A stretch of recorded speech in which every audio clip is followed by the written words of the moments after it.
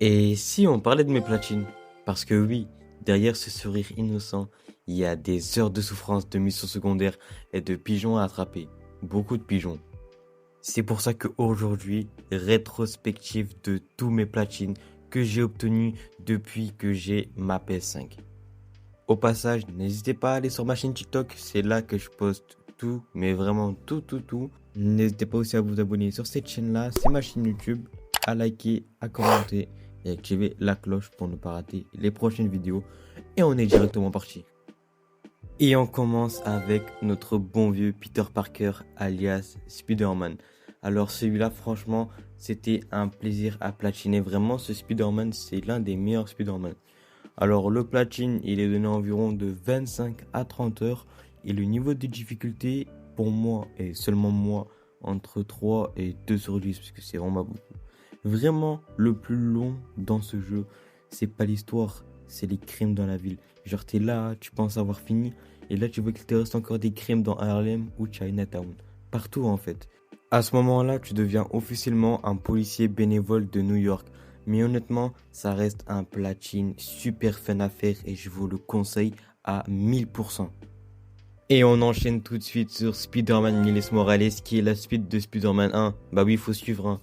Bon, alors lui, c'est le petit frère, mais niveau platine, il va beaucoup plus vite. Le platine, il dure 20 heures, mais moi, j'ai mis 16 heures, ce qui est vraiment pas beaucoup. Limite, c'est un 0 sur 10, il n'y a aucune difficulté. Le seul truc un peu chiant, et c'est vrai, c'est qu'il faut refaire le jeu en New Game Plus pour le platine. C'est même pas un DLC, c'est obligé pour le platine. Et du coup, tu te dis, oh non, encore l'histoire. Mais au final, ça va vite, parce que tu connais déjà tout, donc tu commences plus d'un heure sans le vouloir. Niveau platine, quelques avant-postes, des collectibles, finir l'histoire, des trophées spécifiques liés à l'histoire, donc manquables. D'ailleurs, il y en a un à la fin qui est manquable, que j'ai raté et que j'ai fait en New Game Plus, donc faut faire attention à ça. Mais sinon, je vous le conseille, il est pas lent. Donc si vous voulez commencer la chasse aux platine, vous pouvez commencer par lui. On continue avec Spider-Man 2. Oui, encore un Spider-Man, moi je fais tout dans l'ordre, hein.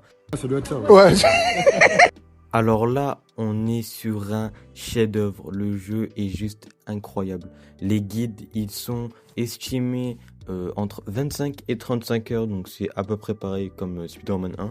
Et la difficulté aussi, tout pareil, entre 2 et 3 sur 10, donc clairement, c'est très accessible. Le truc cool avec ce jeu, c'est qu'il n'y a aucun trophée manquable, donc tu peux jouer tout tranquillement, sans stress. Par contre, les collectibles, encore des collectibles, franchement, quand il te reste un seul Spider-Bat à trouver dans toute la map de New York, c'est là que tu comprends la vraie souffrance de platiner tes jeux. Mais globalement, les 3 Spider-Man, c'est des platines super agréables. C'est la meilleure trilogie que j'ai pu faire depuis que j'ai ma PS5. Elle est parfaite aussi pour commencer les platines et elle est accessible à tout le monde. Ce sont des platines que je recommande à tout le monde. Après avoir terminé les 3 Spider-Man, on passe sur un jeu beaucoup plus sérieux, Resident Evil Requiem. Alors celui-là, clairement, c'est pas le genre de jeu où tu te balades, c'est fini les petites balades à New York, non, ça c'est fini. Spider-Man, on n'en parle plus. Là, on parle d'un survival horror bien plus stressant, avec des moments où tu avances tout doucement, tu regardes derrière toi toutes les 2 secondes. Pour le platine, selon Liquid, il est entre 30 à 35 heures. Perso, c'est mon premier Resident Evil et je l'ai fait en 35 heures, donc un peu plus exigeant que les Spider-Man. Bien sûr, qui dit Resident Evil dit plusieurs parties à faire. J'en ai fait 3. La première pour découvrir le jeu, la deuxième pour les collectibles et la troisième pour le speedrun en moins de 2 heures ou 3 heures, je crois. En tout cas, le moment le plus stressant, c'est quand t'as presque plus de munitions, plus de soins. Le jeu décide de te mettre un boss juste devant. À ce moment-là, tu pries plus que tu joues. Genre, c'est vraiment un jeu super stressant, pire que les The Last of Us ou les Outlast ou je ne sais quoi. Mais franchement, réussir le platine sur un Resident Evil, ça fait toujours plaisir parce que t'as vraiment l'impression de l'avoir mérité. Mais en tout cas, il est vraiment ballant. C'est vrai que faire 3 fois le jeu, c'est chiant. Mais en vrai, ça passe super vite. Moi, je l'ai fait en 26 heures. Je pense que vous pouvez le faire en moins de 20 heures parce qu'il est très rapide. Moi, j'ai vraiment pris mon temps. Mais en tout cas, je vous le conseille. Après ce petit moment de stress avec Erreur Requiem, on passe sur un jeu beaucoup plus fun, Ratchet Clank Rift Apart. Alors lui, clairement, c'est un platine détente. J'entendais beaucoup parler de ce jeu, j'avais jamais prêté attention Quand je l'ai testé, j'ai surkiffé les graphismes à fond, la manette, les vibrations, c'était incroyable. Niveau platine, je l'ai fait en 16 heures. D'après les guides, c'est entre 10 et 15 heures, donc très très facile. Avec une difficulté de 2, mais encore une fois, je lui mets 0, il n'y a aucune difficulté, c'est trop facile. La majorité des trophées se fait juste en jouant normalement à l'histoire. Des petits collectibles, bah bien évidemment, il y en a toujours des collectibles, ça casse la tête. Tu passes de héros interdimensionnels à livret officiel d'objets perdus dans toutes les dimensions. Genre, c'est incompréhensible de chercher plein de collectibles. C'est tellement chiant. Il y en aura dans tous les jeux que je vais commencer à dire. Dans tous les cas, il y en a partout des collectibles. Le bon point aussi, c'est qu'il n'y a pas de trophée lié à la difficulté. Tu peux le faire dans n'importe quelle difficulté. Donc, tu peux jouer en facile sans problème et profiter du jeu tranquille. Globalement, c'est un platine rapide, fun, parfait. Si tu veux enchaîner plusieurs platines sans trop souffrir, c'est aussi bien de passer de platine difficile à platine fun. Par exemple, passer de Red Dead Redemption à Astrobot, c'est pas la même. C'est exactement ce que j'ai fait. Du coup, je le conseille à tout le monde. Il est très très fun. Et voilà. Cette fois-ci, je passe à deux jeux que je mets ensemble parce qu'ils se ressemblent beaucoup. C'est Ghost of Tsushima et Ghost of Tsushima. Globalement, pour les deux jeux, on parle d'un platine qui tourne autour des 40-50 heures. Perso, pour Tsushima, j'ai mis 46 heures et Ghost of Tsushima, j'ai mis 41 heures avec une difficulté d'environ 4 sur 10. Pas très dur, mais assez long. Le plus gros du travail, c'est clairement les quêtes secondaires, Ghost of Tsushima, les primes. Tsushima, je ne me rappelle pas c'était quoi, mais c'est à peu près pareil. Les collectibles, oh, trop beau le paysage. Bah non, il y a les collectibles qui viennent tout gâcher. Et à la fin, t'es là, ok, encore un sanctuaire, encore un renard, encore une bannière. Il y en a marre des collectibles. Mais honnêtement, c'est des platines très agréables parce que tu prends ton temps et tu profites du jeu. En plus, il est très beau, donc pas besoin de se plaindre. On passe de Samouraï, histoire de vengeance, à Road 96. C'est l'un de mes jeux préférés, les gars. En tout cas, lui, je le conseille. C'est un platine assez rapide, entre 10 et 15 heures. Perso, je l'ai fait en 6 heures, sans guide, sans rien. Le truc cool, c'est que chaque partie est différente. Donc, tu recommences plusieurs fois le jeu avec différents personnages assez cool, assez sympas. Du coup, tu t'ennuies pas vraiment. Mais par contre, de refaire certains choix juste pour un trophée, c'est un peu chiant, ça fait un peu mal au cœur. Mais enfin, c'est vraiment un jeu incroyable. Les petits jeux comme ça qui durent pas longtemps. Par exemple, Jusant, Les Fourmis, Road 96, c'est vraiment des jeux que je kiffe.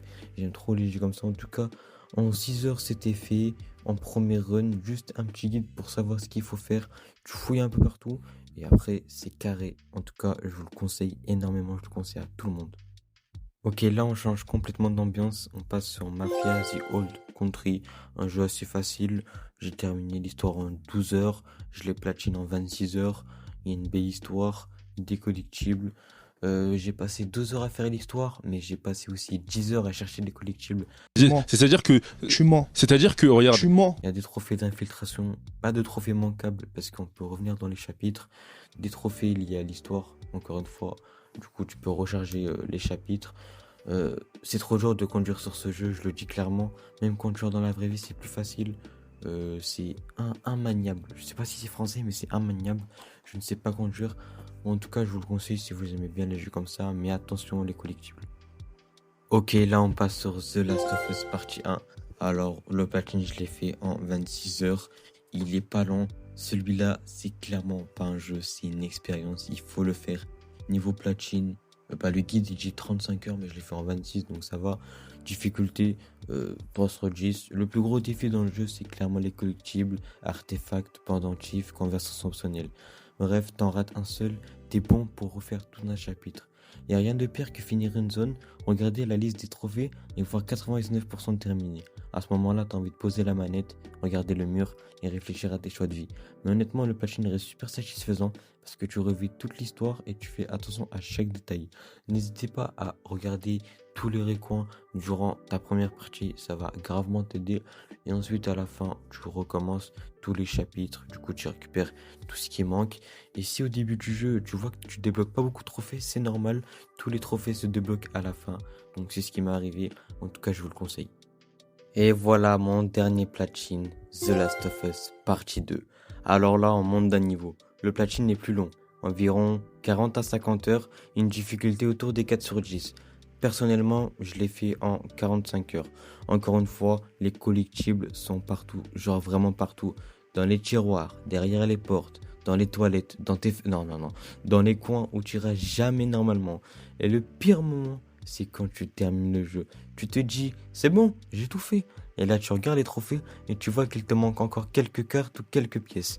Et là, tu comprends que la vraie survie dans The Last of Us, c'est pas contre les infectés, c'est contre les collectibles oubliés. Mais malgré ça, réussir le platine sur ces deux jeux, franchement, ça fait partie des platines. Je suis tellement fier de les avoir. Ça fait maintenant longtemps que je chasse les platines. Et ces deux platines m'ont tellement marqué.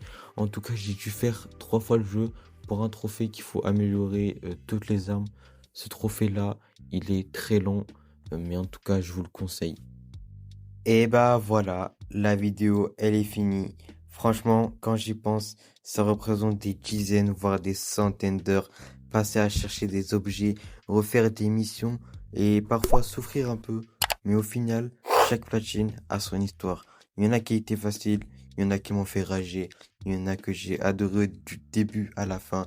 Et honnêtement, c'est ça qui rend la chasse au trophée aussi fun. Bref, si la vidéo vous a plu, dites-moi en commentaire. D'ailleurs, les gars, je suis désolé, mais je suis pas trop fort au montage. C'est ma première vidéo, j'ai fait beaucoup d'erreurs et ça, je le sais. S'il vous plaît, me critiquez pas trop. Dites-moi aussi si vous voulez une partie 2 parce que je chasse encore des platines, bien évidemment. La collection de platines ne fait que commencer. En tout cas, merci d'avoir regardé la vidéo et à la prochaine pour un nouveau platine.